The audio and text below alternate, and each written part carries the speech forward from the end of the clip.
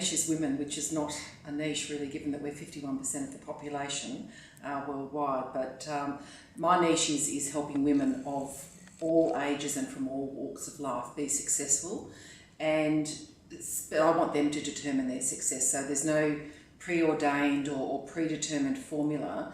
I want women to choose what success means for them, and I simply help enable that by giving them that voice, whether it be one-to-one, one-to-many, speaking to them in groups, speaking at forums, etc., writing lots and lots. But I want to advance women worldwide, and a gender equal world is my goal. I think so how I found my passion, I think I always had it. It was probably like a lot of other people, particularly women, it was latent for a while. As a student, I was a chatterbox, and then I became a little bit nerdy. I was quite bright, but I was very lazy, and I kind of just fitted in, you know. I was never put myself out there. I never particularly did anything remarkable in terms of, you know, academic achievement or anything like that. In fact, I left school very young. I chose to leave because, much to my parents' chagrin, and that I had to bargain with them and negotiate, which is probably where I learned my negotiation skills. But I left school very young because I was very determined to make my way in the world, and I knew that working meant I got money, money meant independence, and independence meant choices. So that's kind of, I think I was always very feisty and determined to make my own way, fiercely independent. And, you know, I can almost hear my mum talking, saying, oh, she was born frowning, born talking, and born independent. So I think it was always there, but it took some experiences and probably some setbacks and some shaping experiences in my life to really say, this is my purpose. This is what I'm here to, you know, this is why I'm here. I had a couple, and I've had a couple of big birthdays. I recall I won't talk about my 30th birthday. Actually, I will. My 30th birthday, I had a watershed moment, which was, okay, so 30 years old, I've got 2 little children, my career's starting to take off, but I'm not happy. And I need to figure out why I'm not happy. And there was a whole bunch of, you know, relationship and you know, personal dynamics going on. But all I remember is I made myself a promise the night of my 30th birthday that my life will be different by the time I'm 40, or I'm kind of screwed. So that was number one. And I think even if you just vaguely say things have got to be different, you subconsciously start working towards it and prioritising activities that are going to help you achieve that. So I know that was number one. And then I did get to 40, and look, my life was in a great spot. I'd moved from Perth in Western Australia across to Melbourne, being brought across with by Telstra, and things were going extremely well. I was in my still current relationship. I changed roles. I left Telstra after 15 years, and that was a real shock to my system, because suddenly it was one of those jolts, you know. Suddenly I'd gone from being well known, high profile, a good performer, you know, all of the stuff, and comfortable, into an environment where I wasn't particularly known. I had to prove myself all over again, and I had to rediscover some things. Well, I actually had to discover, in fact, things about myself, my own personal choice, and I had to learn some new skills. And it gave me a real jolt. And I'd start quite simply. I struggled for about 6 months, really struggled with anxiety, and I was thinking, God, what's going on here? I'm a strong, capable, intelligent woman. What is going on here? So I, after some time, invested some time in myself. In fact, I invested a lot of time in myself, and I went to a counsellor for 12 months, and did some really, really deep development work, personal development work, and it was a fabulous gift. You know, it was a real commitment, financially and from a time perspective. And, you know, as a mum of teenage kids, I had a partner, I had a busy job, and what have you, to carve out that hour or 90 minutes a fortnight just for myself did feel quite selfish, and I did feel quite guilty. But I have to say it's one of the best things I've ever done, because I really, really deeply started to understand what made me tick, and why I would feel the way I would feel, why I would react the way that I reacted. So I got beyond the superficial at that point, which was great. Kindness and generosity. Things that, it's interesting, good question, because things that inspired me 15 years ago, particularly very alpha, charismatic leaders, don't as much anymore, because I've kind of drawn back the curtain of what I think leadership really is. And the people that inspire me are the ones, the unsung heroes. Often they're women, and women playing the behind the scenes role.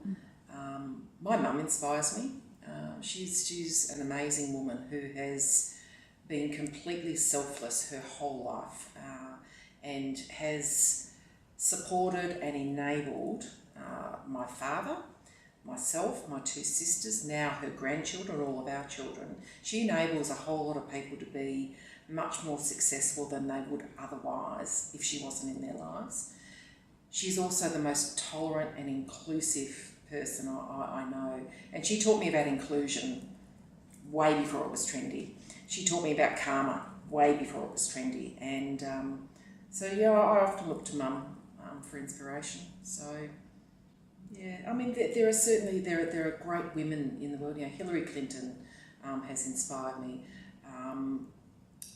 Julia Gillard, I thought, was absolutely inspiring to legislate and write policies as much as she was an extraordinarily productive Prime Minister in one of the most disgraceful environments for any leader, let alone a female leader, and our first female Prime Minister. So I'm inspired by her, because her resilience must be, wow, if she could bottle it and sell it, it would be a bestseller. So yeah, so those sort of people inspire me. But yeah, Mum. Cool. There's lots of people. So, it's interesting. I've only ever had one formal mentor in my whole career, and it was a disaster. It was just, it was one of those matching programs, and it was a very, senior person that I was appointed to as a mentee, and he and I just sort of did this awkward chat once every fortnight, and we said, this is not right. Anyway, I digress. So the chemistry wasn't there because we hadn't been matched properly.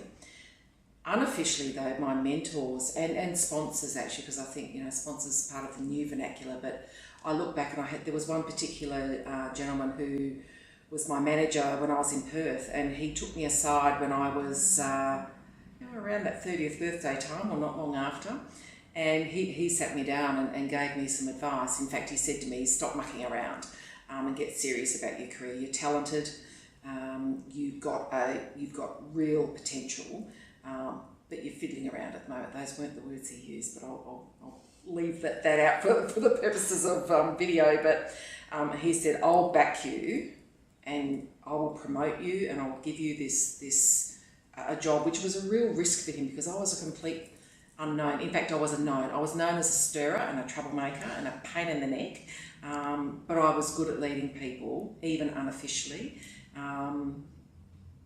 And he just went, you know what, I want you to use that for good, not evil, so I'm going to take a punt on you.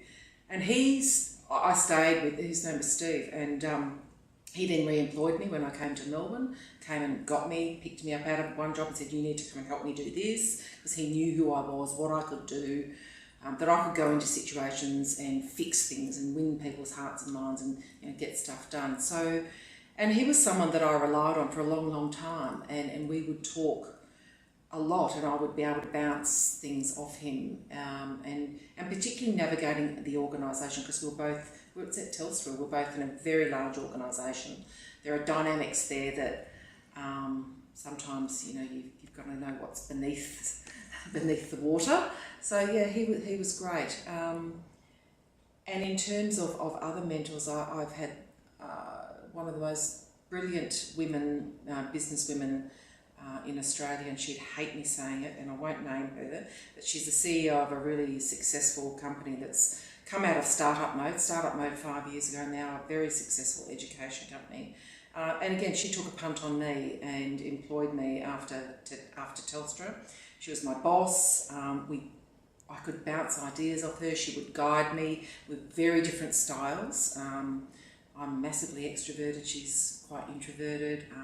We made a great team, well, I thought we did, and you know, she's someone even now who is sponsoring me into positions. You know, she's now sponsored me into a board role, and I think the distinctions between mentor and sponsor, there are distinctions if you look at the terminology in all of the business books, but gee whiz, the right mentoring relationship, particularly with a senior person, can turn into sponsor and can really help you. But to have those people who have been generous enough to share their time and their wisdom with me, often unsolicited, which is, for someone like me who's not good at asking for help, is a gift.